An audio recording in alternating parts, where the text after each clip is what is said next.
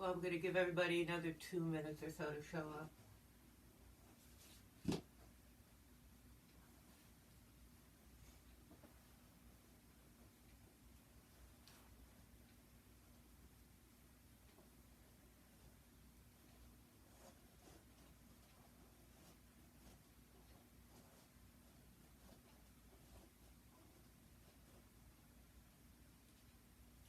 Last Thursday night, right at like 5:29, like a minute before my Thursday class was supposed to show up, my whole house lost power. I lost my internet. I lost all my power, and I was trying to get on Blackboard to tell everybody to hold on and let's see what happened. And I got on my iPad and I had to get on a hotspot, and it just took a long time for everything to move through. So it took me about 10 minutes to send the Blackboard message out, but I'm not sure that, I think that it took a long time actually for everybody to get the Blackboard message, and by the time, and then like 17 minutes later or 18 minutes later, my whole house came back on, the internet, everything, and I came down and everybody was gone. And so that was more than 15 minutes, and so that's fine. But if that were ever to happen again, and honestly, I can't even remember the last time I lost power. I live on a cul-de-sac, and we just never, everybody loses power, and I never do. And it was kind of a stormy day, but it wasn't storming at the time, so I didn't know what was going on. But, should that ever happen, you need to wait 15 minutes. You can do whatever you're doing while you're waiting there, but you need to wait an honest 15 minutes before you sign off, so that in case I'm able to fix whatever's going on, we could have still had class, but everybody was gone. And from what I understand, everybody left very quickly, so that's why I'm telling everybody to not to jump off so quickly.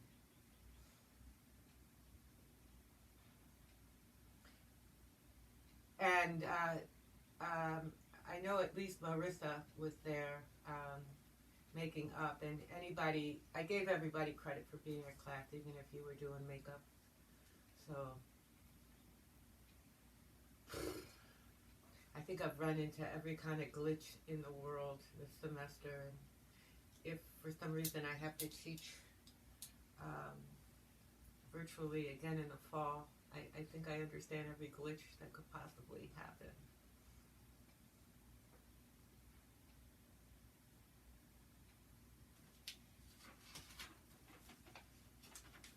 We're missing like 5 people who always come, so I'm going to give them one more minute.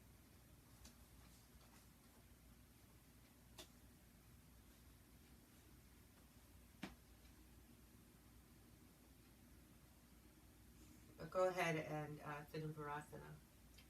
And so next week, your 2-page reflection paper is due before class. So for it to be on time, it needs to get to my email before 8:30 on Wednesday morning. And that I would suggest that you write that in, well, I don't know, can you put attachments into Blackboard? Can you guys do that?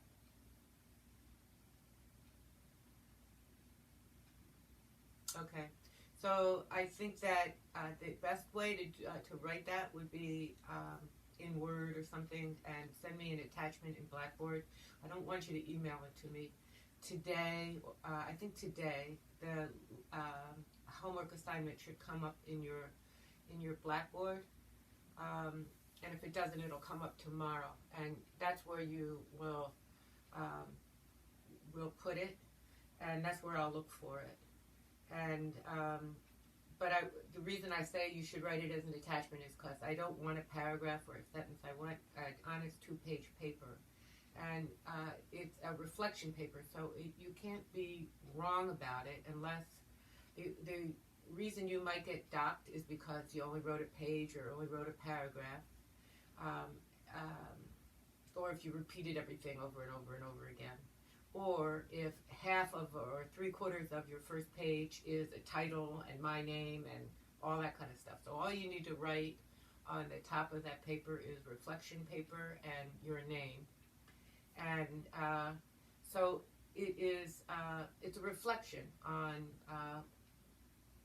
how yoga was for you, and what, what it was like, and what you learned, and that kind of stuff. And so it's not a critique of the class. You can do that on your, on that other thing, those feedback things. It's a reflection on your practice, and it can be informed by your reading in the Tree of Yoga. You should have read 2 parts of the Tree of Yoga. Your choice about what you wanted to read there. There's different kinds of philosophy in that book that should help clarify some of the things that we do, and any information that was relevant to you when you watched Iyengar's demonstration. But don't write the same thing you already wrote about that, and you can refer to it, but don't spend a lot of time saying the same things you've already written. Really try to make it about you and your process and your experience. And if you do that, you'll get the points for it, and that's the last big thing that we'll have, because that'll come in next week, and then the week after is the last class, and there won't be any homework after that. There won't be any homework for the last class. So does anybody have any questions about that?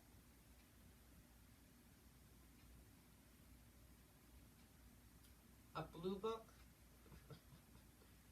A rubric? No. It's a paper. Just write it. No. Yeah. I will. It'll be in your homework announcement this week.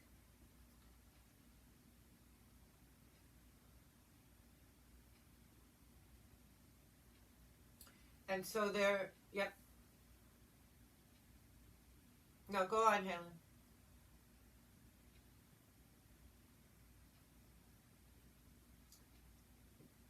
No, I didn't say that. There will be a paragraph and a practice, and the reflection paper is separate. Even though I might describe it or remind you about it in the same Blackboard announcement. All right? Mm-hmm.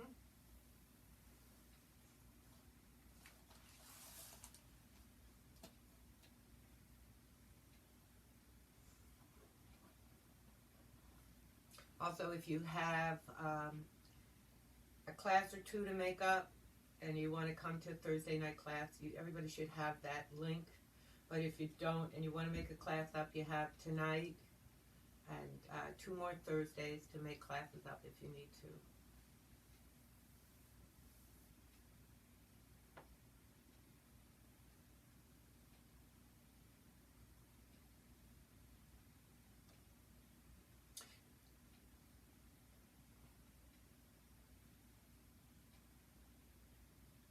No. If you can't do that, just copy it and paste it into Blackboard. Okay? Yeah.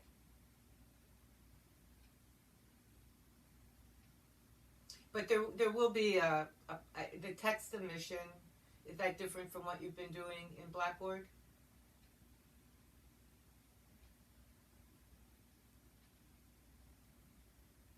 Okay. All right. It should be the same. It should be the same as the homework. That's the way it's set up. Yeah. I'm done with Blackboard. I just want to tell you this. I finally got a hold of the Blackboard people at Washtenaw, and he got on on our Blackboard site, and he was like, "Oh, who set this up initially?" And I'm like, "Well, not me." And that's what I've been complaining about. I've had to try to fix a Blackboard site that was given to me, and it was a nightmare. And he said, well, it was set up wrong. I was so happy to hear this. Most of your problems have not been your fault. And we had to sit there for quite a long time while he fixed everything. And so I was like, okay, thank you. I so much appreciate you saying this wasn't my fault. Because I couldn't understand why I was having so many difficulties with it. So I'm happy to report that. All right, let's do a little yoga. Let's sit in Virasana.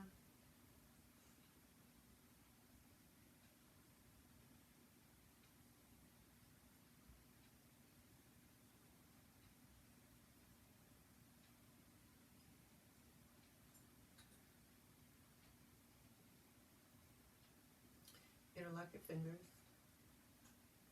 and reach out and up.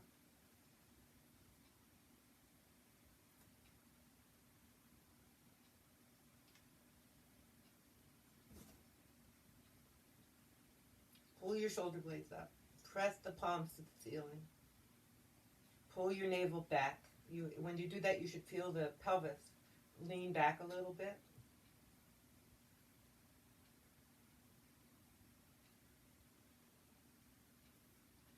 Turn to the right.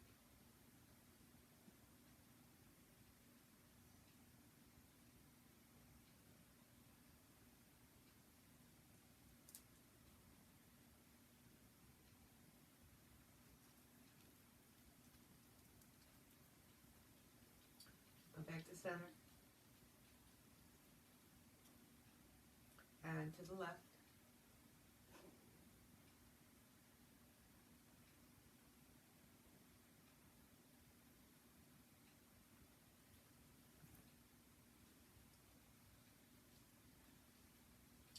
Back to center. Bring the hands behind the head.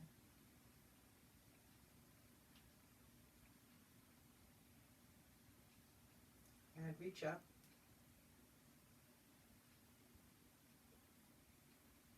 Pull the ribs up. Draw the elbows towards each other. But first you have to pull the shoulder blades up as far as you can. Hold the elbows. Draw the elbows towards each other and try to leave them there. And extend your forearms into the fingertips. And then fold forward.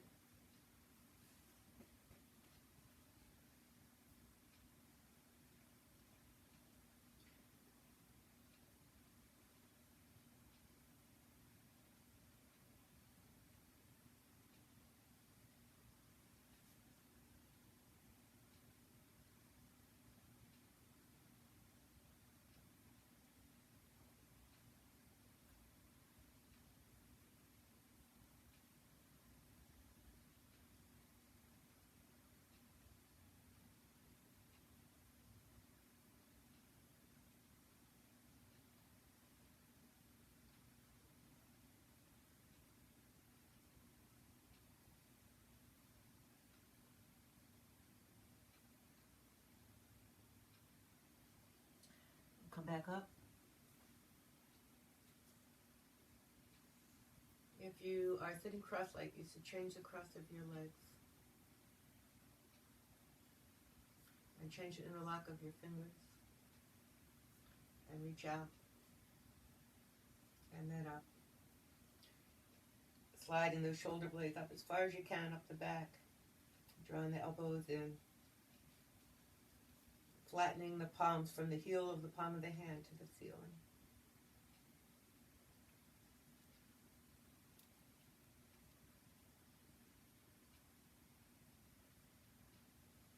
And then turn to the right.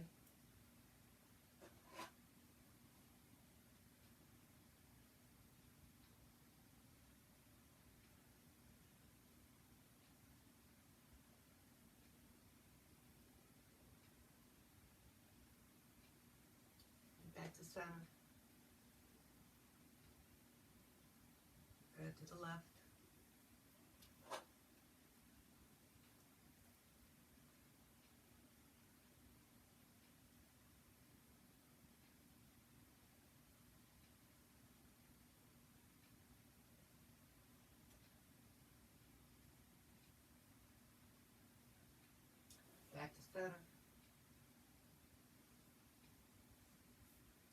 Bring the hands behind the head.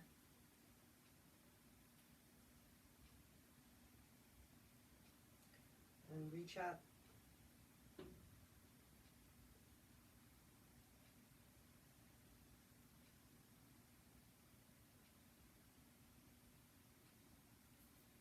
Hold the elbows.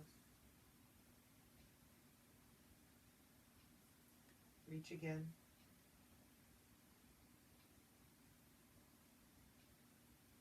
And fold.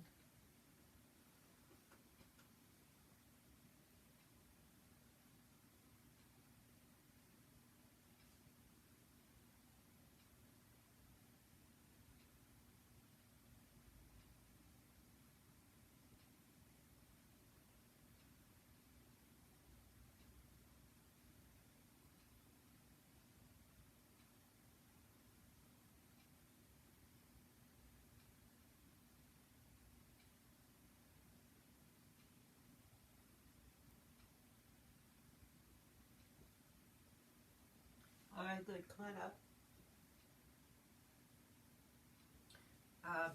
We want to fold 2 blankets.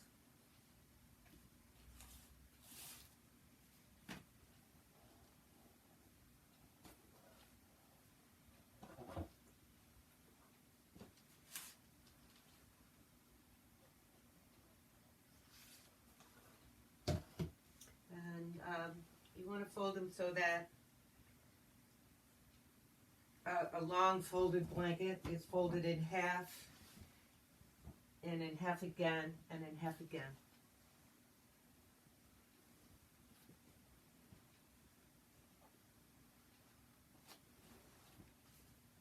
And stack them up.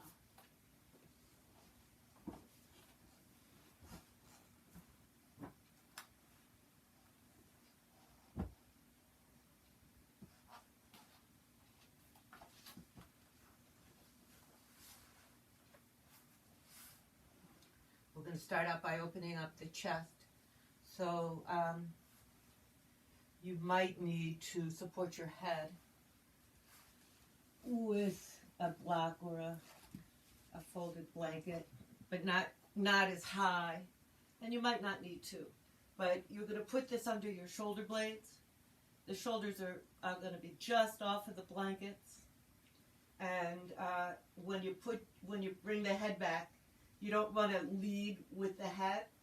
So you want to lead with kind of reaching from the center of the chest to bring the head back. So I'm not rotating the head to look back this way. I want to be more on the back of my head rather than toward the top of my head when I rest it.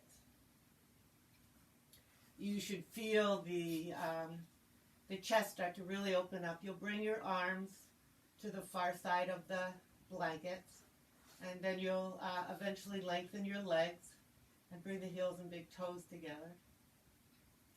And give it a few breaths, but if it hurts your low back, you should put a very thin folded blanket under the buttocks to ease the tension in the low back.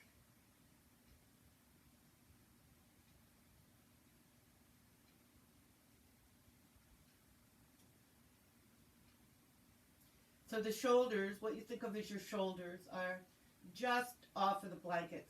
They're not touching the floor, and they're really just off the blankets. But you should feel the band of the blankets across most of the shoulder blades and into some of the ribs, the ribs below the shoulder blades. The palms are up. You can extend the arms. But then you can relax them. Once you extend them, then you can relax them. You want to bring the heels and big toes together. You want to rest the legs on the floor, but keep them extended too. And breathe and let the chest open up.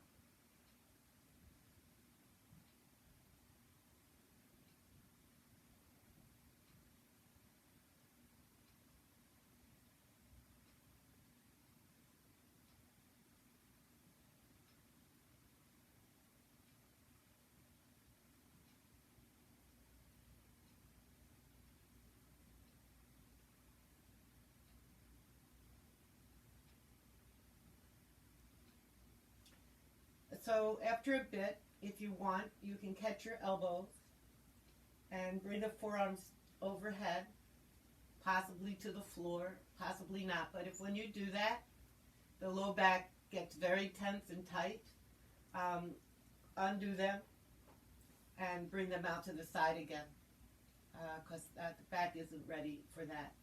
But if you can do that without tension in the low back, you can bring the arms overhead.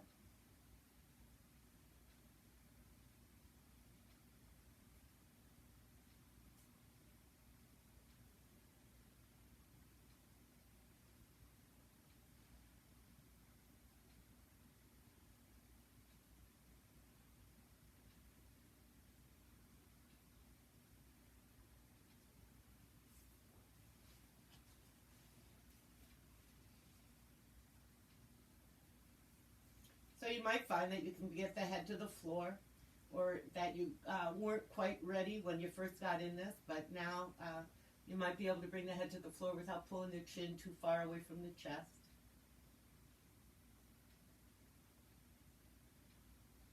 But you might not. You might want to keep the head supported.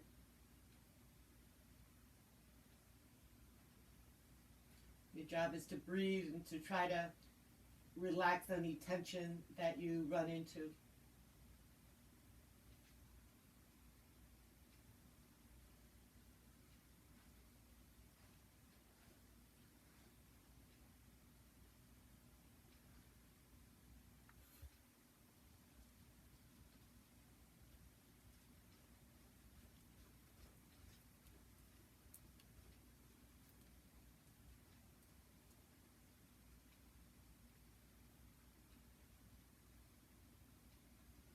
And then release your arms, roll to your right side and sit up. I did want to say something, because a lot of people write to me and tell me, that they have a hard time quieting their thoughts, and, and that's what you're supposed to do in yoga. And it's true that we're searching for that ability, but it's elusive, number one, and number two, there's a long journey to get to that spot where you can quiet your thoughts, or where you can find the quiet in some of the poses. So don't beat yourself up about that. It's a very long journey, and it flashes in and out, and every once in a while, if you're just in the right space, you might find it. I've been practicing for more than half my life.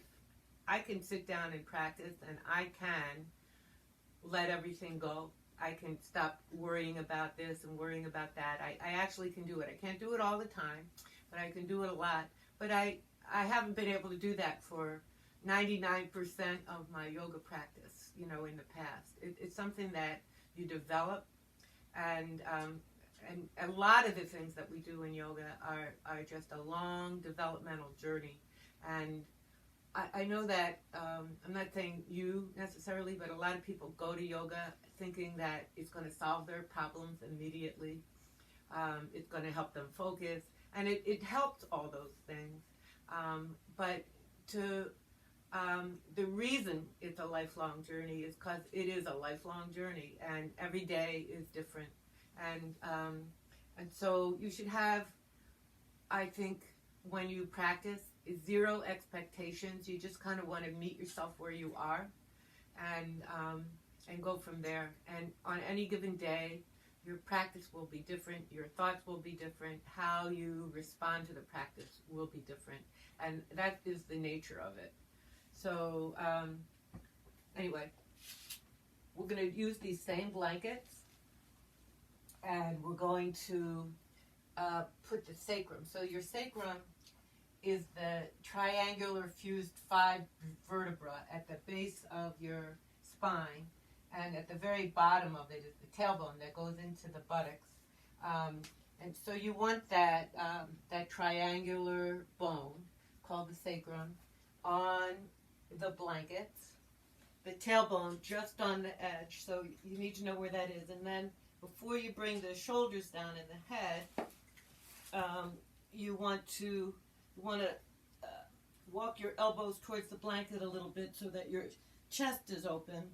And when you lie down, the face should be level with the ceiling, not looking back. And you should feel that the shoulder blades are down the back, but also supporting the chest, so that you're not lying flat on the floor with your chest, but there's a hollow at the base of the shoulder blades that are lifted up.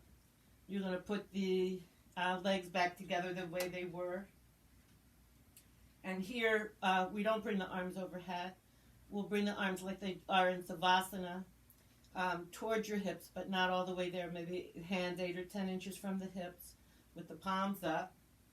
And it's imperative that you keep the legs super active here, so that the low back, it can quiet down. And you want to reach from your sit bones to your heels so that the backs of the legs are very active. And then the soles of the feet wide and the toes spread. So now there's this lifted chest, but the support is under the pelvis. It draws. So you want the legs very straight. You want the groin very open. And the chest very lifted. Like I said, the shoulder blades are not flat on the floor, but the base of the shoulder blades are lifting up off the floor a bit. And you're rolling the arms and shoulders so that the shoulder seam of your shirt is rolling towards or to the floor. You're on the back of the head, not the top of the head. And the face is level with the ceiling.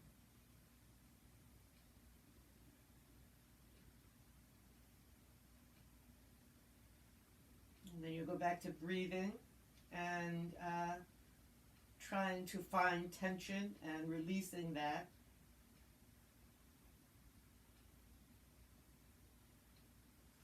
You want the abdominal wall from underneath the V of the ribs all the way down to the base of the pelvis to release and rest down towards the back body.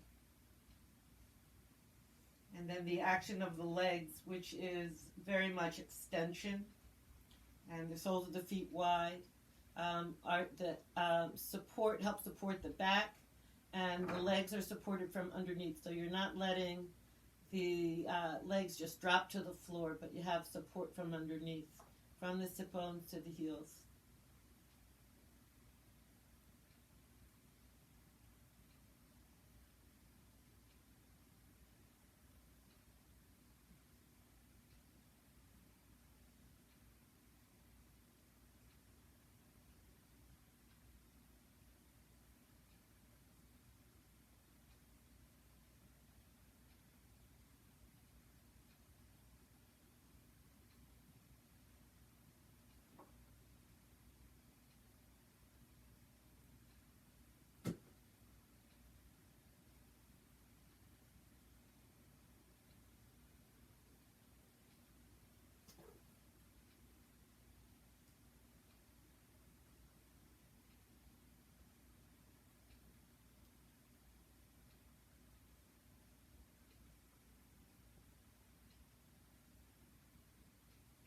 Some of that elusiveness that happens, when you can't quiet down, you can't release the tension. What you're looking for is effort, and then an underlying release of the effort where you, what they call it is effortless effort. You're still doing all those things, but you learn how to do it softly so that you can support yourself and keep yourself active without the unbelievable effort that it takes for most of us most of the time.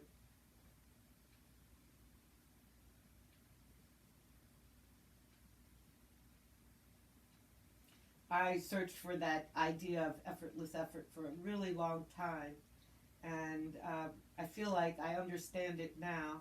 But I could say even 10 years ago, the idea of effortless effort was still elusive to me.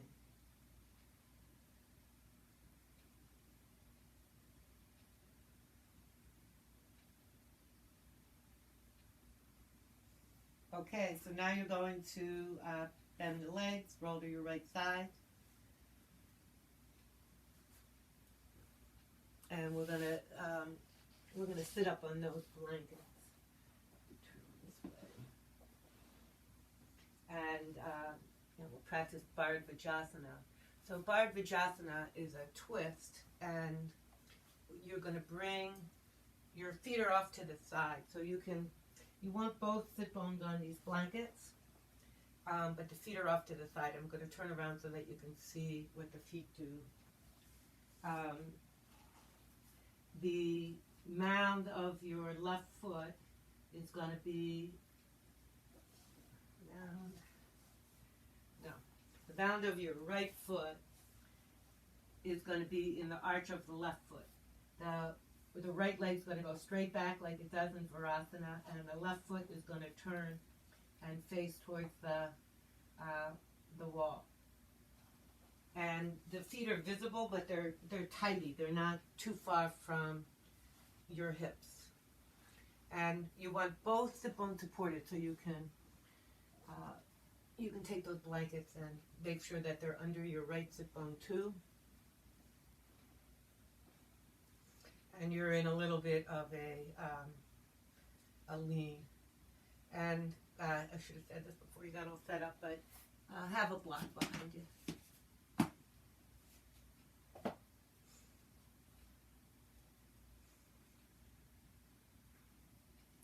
So this is a twist, and it's one of the, I think, iconic yoga twists, because a lot of the twists, there's a leg up and the legs in the way and all that kind of stuff. But here in Bharadvajasana, there's nothing in the way. So you've got a lot of room to move, and so your left hand comes onto a brick behind you, and you don't want to lean back to find it. So let's lift that brick up to the high height, because that actually helps you lift the left side of the chest, which is what you want. And when you lean, you don't want to try to bring the chest back here. So you're going to let the chest lean on the angle that your hips are. And your right arm is going to come around. You want the shoulder to come with it.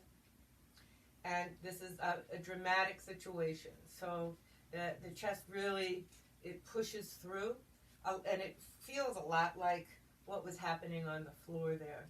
So we're going to let the chest come through, and we're going to bring that left shoulder, the back shoulder, way behind us, and we're going to bring that right shoulder around with our arm, and then from your sternum, you're going to lift the chin up, and as you do, you're going to let the chest lift up, and then if it feels okay, you can start to bring the chin, which is lifted way high, towards the left.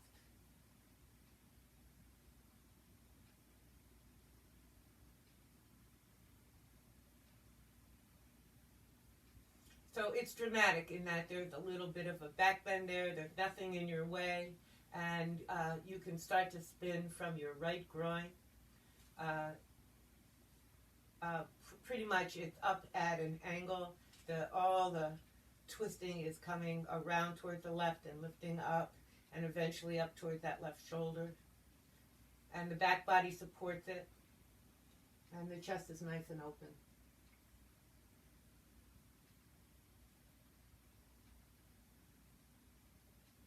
And then undo. So now we'll switch legs, bring the legs forward, and bring the legs off to the left. I never have gone to India to study at Iyengar's Institute, but almost everyone that I learned from used to study with Iyengar. And but this is one thing I know. Try to have your thighs straight forward so that you know where your ground zero is. That almost every class that they teach at the Institute in India, they practice Bharadvajasana because it's such a nice, open, twist, and it's interesting in the hips.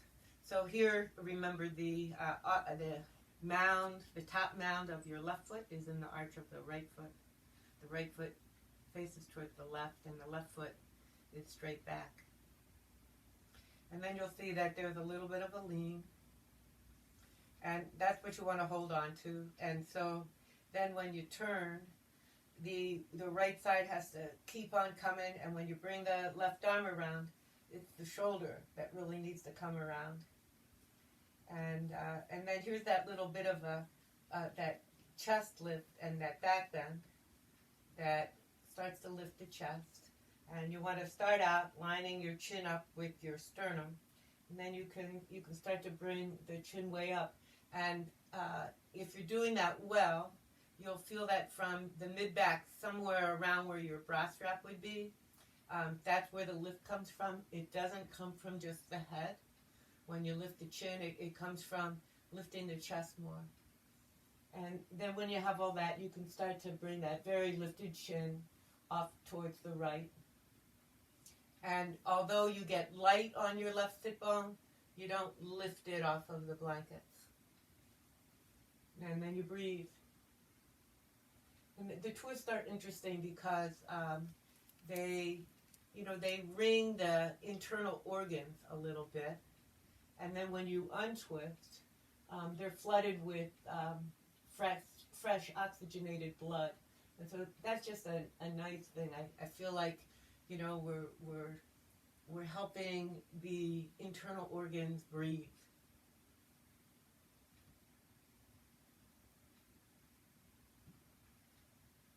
And your breath is almost a massage for the internal organs in the twists.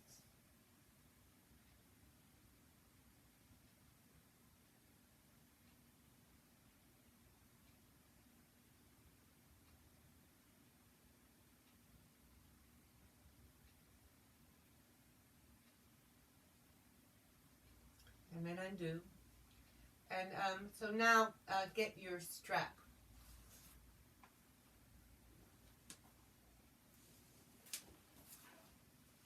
You can make a loop with it. You may not need it. I do. I have very, very short arms. My humerus bone is not as long as it should be. And so there's things that no matter what I do, my arms just aren't ever going to be long enough. And it took years for me to convince my teachers that was an issue. They kept saying, no, and you should be able to do this. And I'm like, no, look at my arms. They're so short. And they finally did agree that I have short arms. I didn't really need them to corroborate it, but in the end, I kind of did. So, you may be able to do this either because your arms are long or because you've got great mobility in the shoulders. But when the left arm comes behind us,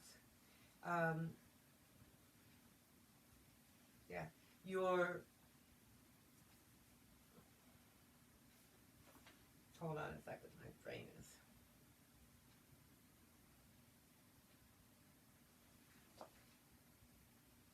All right, okay. The strap goes on your right elbow. And when you twist, you're going to reach back and catch either the loop. So you can make the loop very small, almost up to your elbow, and it'll just give you a little bit more length. But you want to be able to hold your elbow with your left arm, left hand, or catch the loop. But at the same time, you need to be able to bring the right hand underneath and around your left thigh. And your left arm, let's turn around so you can see that.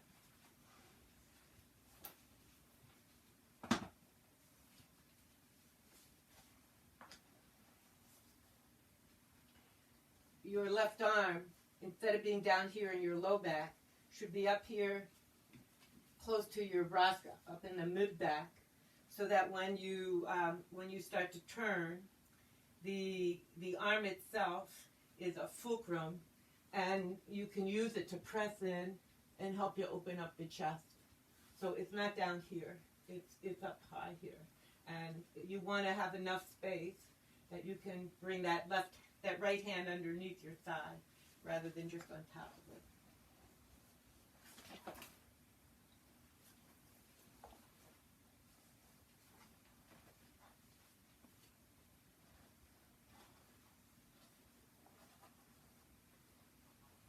All right, so your thighs are straight forward, and you're on this little bit of a lean, and you're going to catch your right elbow or the loop, and you're going to bring your left forearm up into your mid-back, and you're going to keep bringing that left shoulder around, and you're going to tuck that right arm under your left thigh, or around it at least, and then you're going to use your left forearm to press into the mid-rib to help you open the chest and start to spin around. So this right arm, ideally, you've given enough space to kind of come around and underneath your left thigh. So if you need to, make your loop a little longer.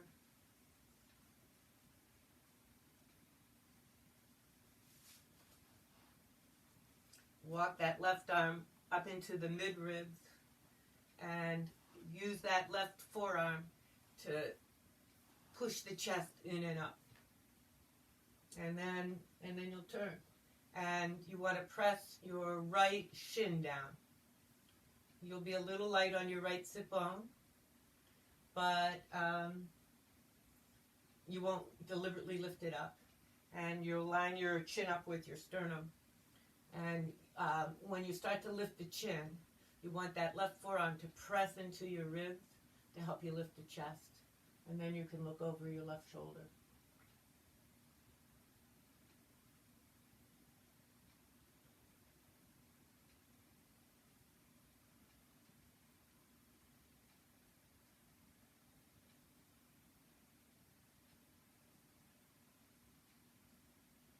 Now lift up from the base of the pelvis to the navel. Make that longer.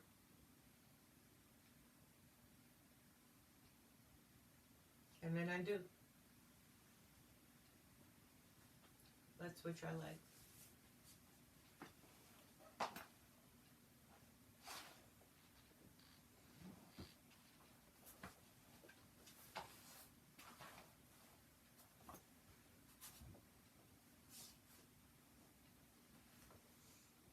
Alright, so the thighs are straight forward. There's a blanket under both hip bones.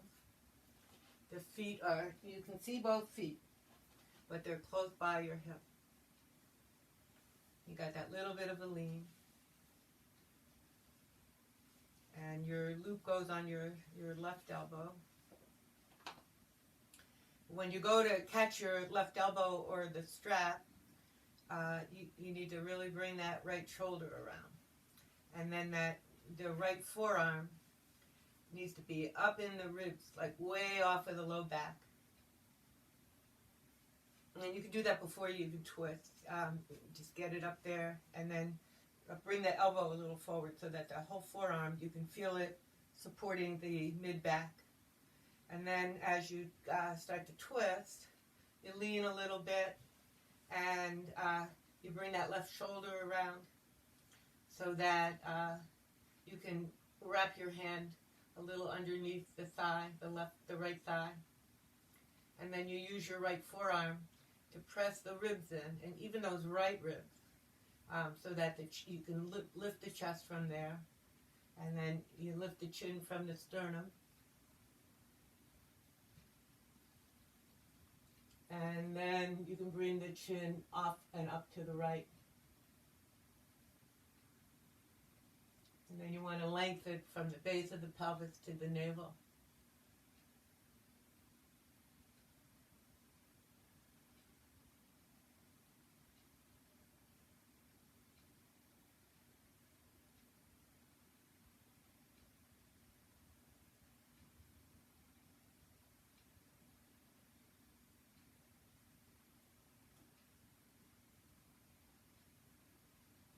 And then undo. I also want to say a little bit about people's spiritual journeys. Yoga is, I think it's a good complement to a spiritual journey. It could be even your very own spiritual journey. When I started yoga, well, I wasn't really interested in a spiritual journey. I really just wanted to become stronger and more flexible. And I was surprised over the years how my outlook about living and myself changed as I practiced. And so I suppose after a while I thought it was a little bit of a spiritual journey, but it's different than a lot of other spiritual journeys, which are really just not so physically oriented. And so yoga, the way I practice it, is very physical, and it took a long time to make a connection to a spiritual journey for me, and even now, I would say that that is like an added benefit of my practice. It's a physical practice. It makes me feel better all the time, and that's how I've started to kind of define what that spiritual journey is.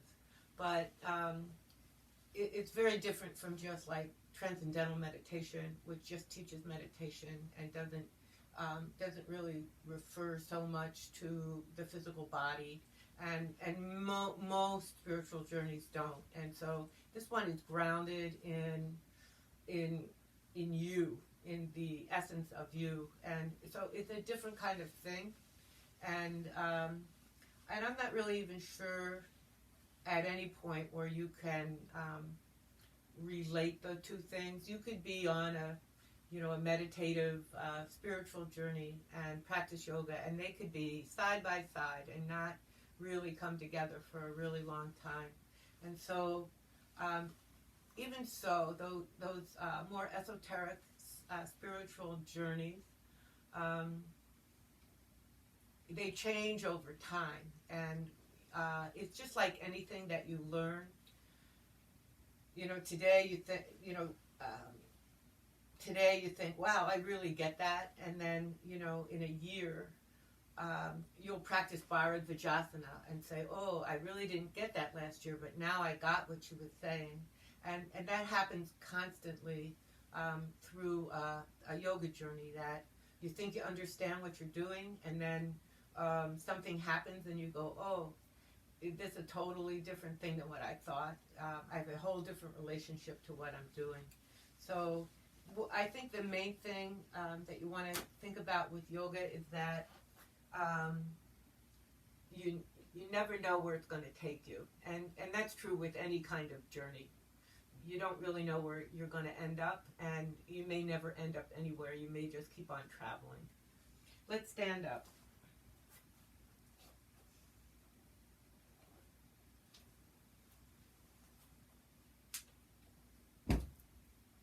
You could use, I think we should start out with a chair seat, and then if you want to, let's just use a chair, because it has all the options. So get a chair.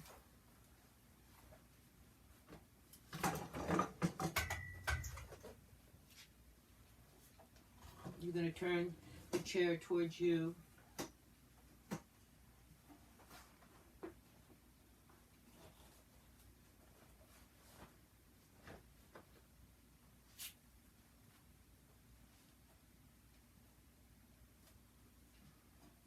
And you're going to keep the right foot forward, and you're going to step the left leg back. And you want to make sure the left leg the heel is in line with your right heel. Not crossed over, but in line. So I'm showing you how that is. And you'd like to take a little wider of a stance than you want to. So you can hold on to the chair seat, hop that left leg back. The left foot is turned out. It looks like you've all got that a little bit. And although the left leg is turned out, deep inside, it wants to rotate forward. So deep inside, the left thigh bone rolls forward. from inside, not from outside. And then you want to pull the kneecaps up. Make your legs very straight and press into the big toes, because pressing deeply into the big toes will take pressure off of your knees. But you want to straighten both legs, and you want to, especially that right leg, you want to pull the quadriceps up, you want to pull the hamstrings up and support your thigh bone. And you can put your hands on the chair seat here. Make the leg straighter so your left thigh bone presses back into the hamstrings like mad. And your right thigh bone too, it presses down into the hamstrings, but you don't want to press into the knee. You want the knee straight, but you don't want to put weight in it, like pressure back. So you just want to make the leg so strong.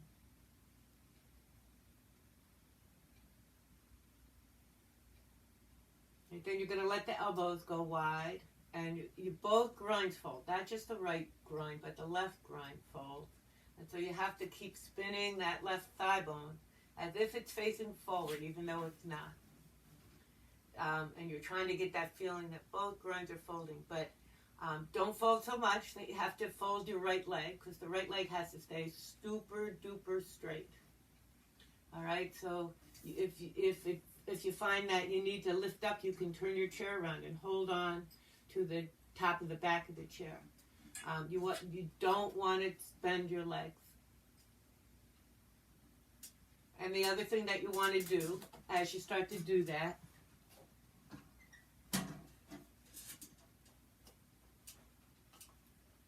as you come forward and bring the elbows wide, you want to pull, instead of letting the chest retract and round in the back, you want to let the elbows go wide, and you want to pull your sternum forward and let the back extend. And you want to press into that back leg, that left leg, so that you still have lots of weight on your left leg and you're not leaning on your arm so much.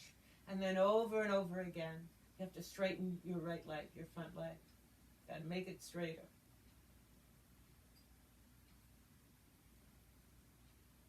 And then pull the chest forward and let it open up so that your sternum, instead of facing, your sternum's your breastbone, instead of facing the chair, is trying to stand up and face forward. You feel the shoulder blades come into the body and help with that action. All right, and then switch your legs.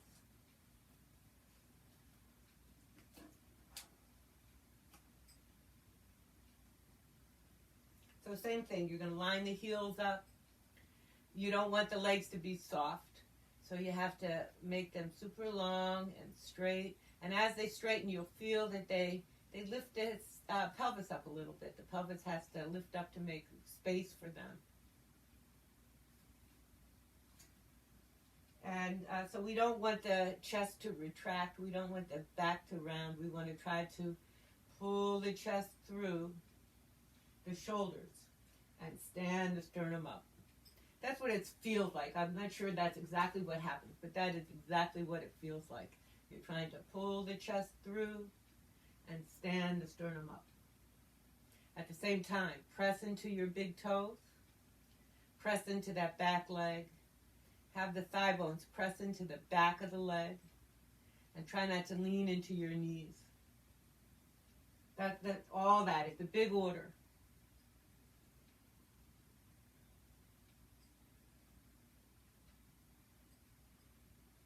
And then even just a minute amount, you're going to see if you can't fold in both groins and start to come forward a little bit.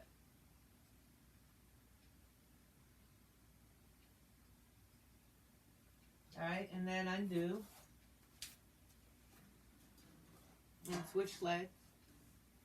So that's the beginning of both Parsvottanasana and Parviti Trikonasana, which is what we're going to try to do right now, the revolved triangle pose. So set your legs up again with the right leg forward.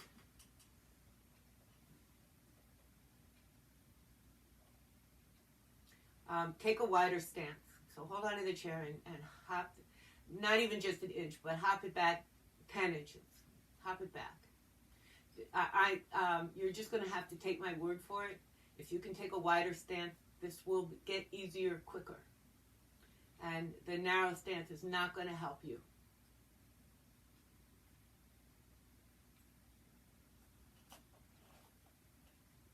All right. So from there, we're going to straighten the legs like mad. We're going to press into the big toes. We're going to pull the kneecaps up. We're going to pull the quadriceps up. We're going to pull the hamstrings up. There's 7 different muscles that have to pull up around the thigh bones. All right, pull the chest through. Let the elbows wing out a little bit. And try to stand the sternum up. All right, then you're going to take your left hand and you're going to reach it to the far right corner of your chair. All right, and bring it back again. When you do that, do it from the shoulder. So it's like Bharadvajasana. You want the arm to move from the shoulder. You want that shoulder to come around.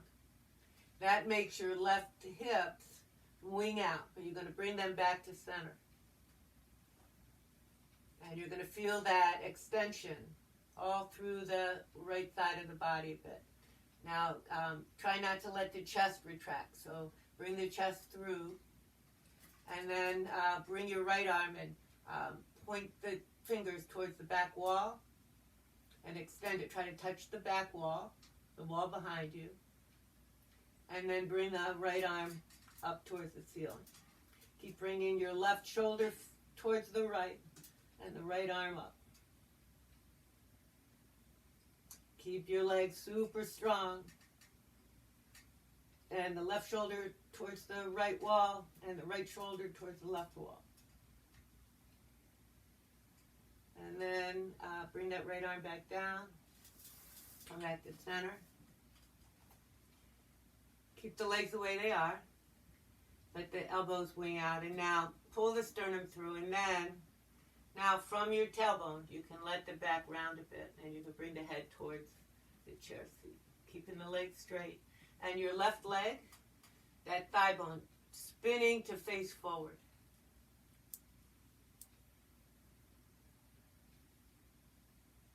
And then come up. All right, so you're going to switch legs. And again, I'm just asking you to take my word for it today. Take a wider stance. Not just an inch, but a foot. Bring that right leg back. Otherwise, you'll never understand the balance. Because without the wide stance, without the chair, you'd just be falling on your face when you start to do the revolving action and stuff. So hop that right leg back a little more. And it's turned out a bit, but inside it's spinning to turn forward. That's it. Press into your big toes. That's the pressure you want. You don't want the pressure in the back of your knee. But pull your kneecaps up. All right, you can let the elbows wing out a bit. Pull the sternum forward. And then your right hand's going to reach to the far left corner of your chair.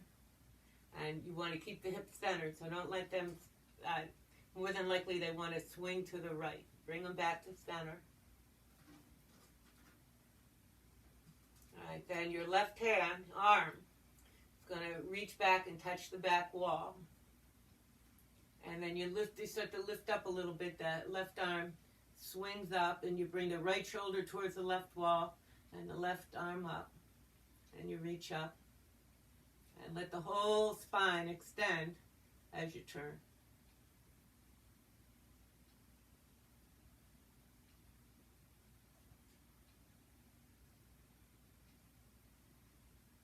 All right, and then undo. And keep the legs. Pull the sternum forward a little bit. Let yourself fold, and then let the back round a bit. And let the head come down towards the chair seat.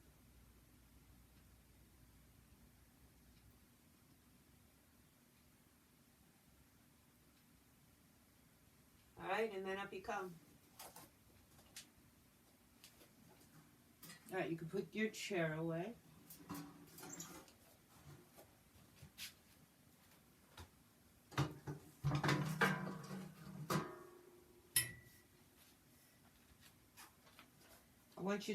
I want to do the supported pelvis position, the Setu Bandha position again, but with it a little bit higher. So you're going to take your bricks and line them up side by side so that they're long. And you're going to take your two folded blankets and put them on top of your bricks. So it's pretty high.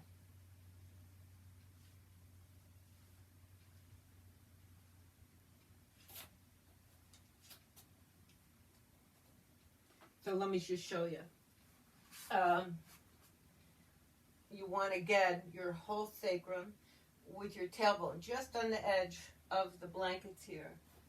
And when you come back to your elbows, you're going to lift that chest and walk the elbows towards your blankets and bring your shoulder seam down onto the floor. You want the neck to lengthen and the chin to come towards your sternum, your breastbone. So then you could lift the sternum towards your chin and bring the chin towards your sternum. And that's what we call Jalandhara Bandha. It's a chin lock. It won't be really deep right now, but you're moving towards that. You're going to bring your shoulders and your elbows close to each other so they're trying to get underneath the body, which helps elevate and open the chest. And you can just rest your fingers on your ribs here. But it's not just your elbows, but your shoulders. They're rolling open and squeezing towards each other to give you a nice lifted chest. The legs are together, but the knees are folded and the feet are flat on the floor.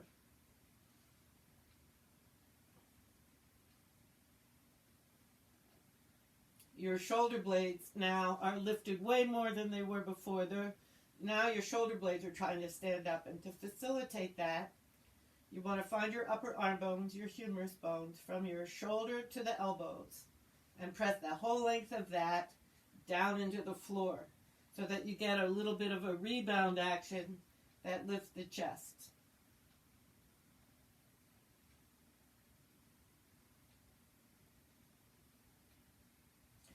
And then, straight out, you're going to open up the right leg and bring, not the sole of the foot, but just the heel straight forward and let that right leg straighten.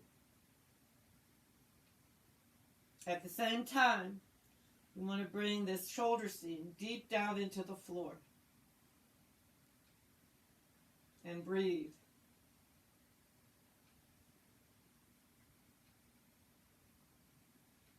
And then walk that leg back so the legs are together again. And then walk the left leg out until the leg is straight. But the leg is very straight, but you're not leaning into the knee. Instead, you're just extending from it. You can press the heel down, and that'll help you find some of the muscles to support the leg without leaning into the knee. But then roll back into this shoulder seam so that you feel like you're extending in both directions. And breathe and just see what happens. You know, a lot of the practice forever, but especially in the first 20 years of yoga, is just trying to express yourself in the pose and seeing what happens. That's honing your observational skills. And then bring the legs back together with the legs folded. So if that felt okay, you can try both legs together, extending both legs. But when you do that, you have to really go back and bring the weight back into the top seam of your shoulders. Lifting the rib cage up, lifting the shoulder blades up, and seeing what happens.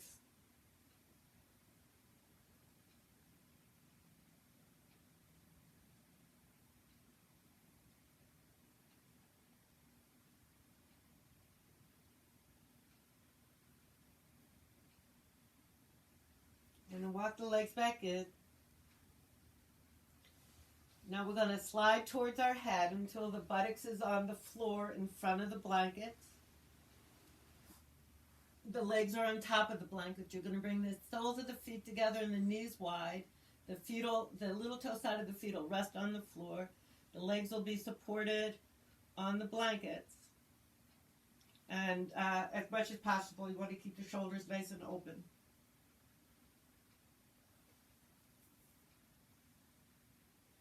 Just rest your hands on the belly.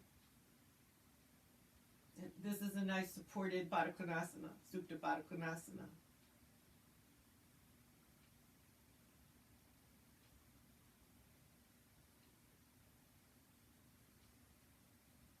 And even though the shoulder blades are flat on the floor now, even just a little bit, you want to roll and open the chest so that you still feel like your chest is nice and open.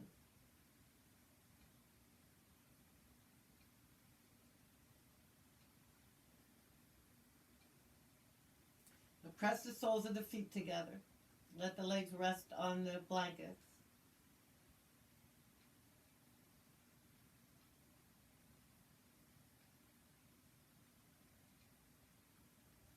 And then roll to your right side and sit up. And here we'll practice Savasana. You're going to take the blocks out. You're going to take one of those blankets and put it under your head and your neck. You're going to get whatever you cover your eyes with. And we're going to do Savasana just a little differently today. So,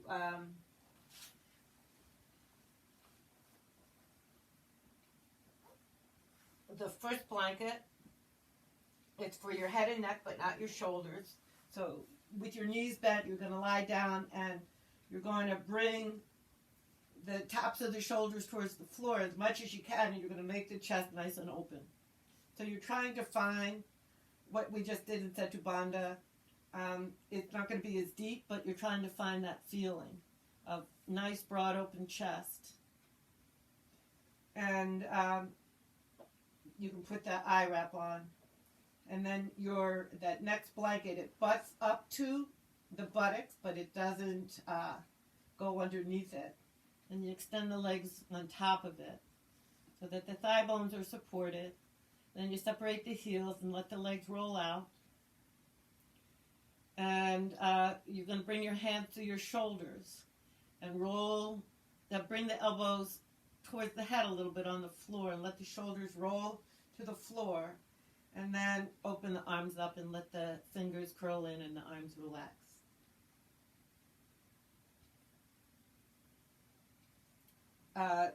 Just do a little adjustment so that you feel nice and balanced. And then just rest into that.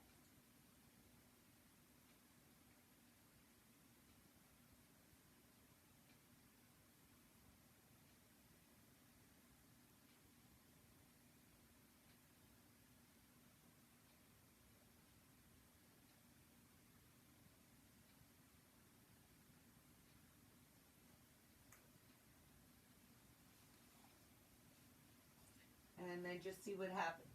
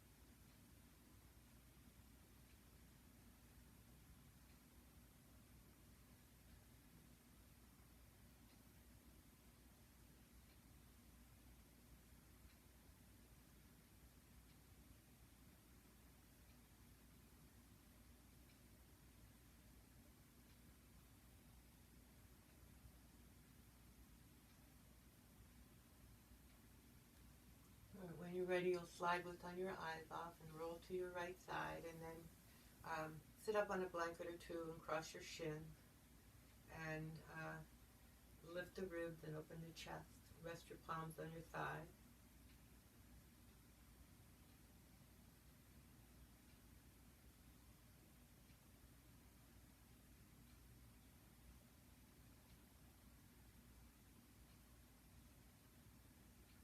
It is the yoga way when you're supine, when you're lying down, to roll to the right side first, and then to stay rolled and sit up that way. It's easier in your heart, and it is absolutely the yoga way. And then let the elbows come wide. Try to keep the sit bones on your blankets, and let the back extend and round and come forward a bit.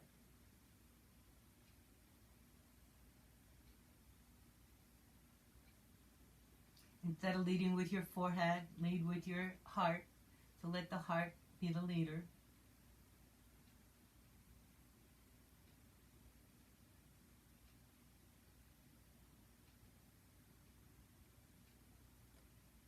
And then to back up. So letting the heart be the leader means that you're not hanging your head from the base of the neck, that the heart is the leader, and if you bring your head down, it's just a tuck, it's not a drop. And then change across to your legs.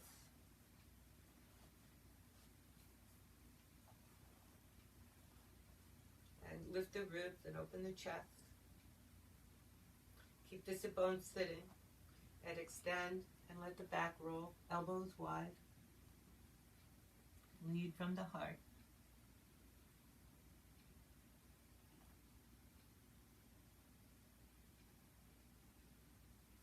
So often you hear that, let your heart be your guide. But we're really talking right here about the physical heart.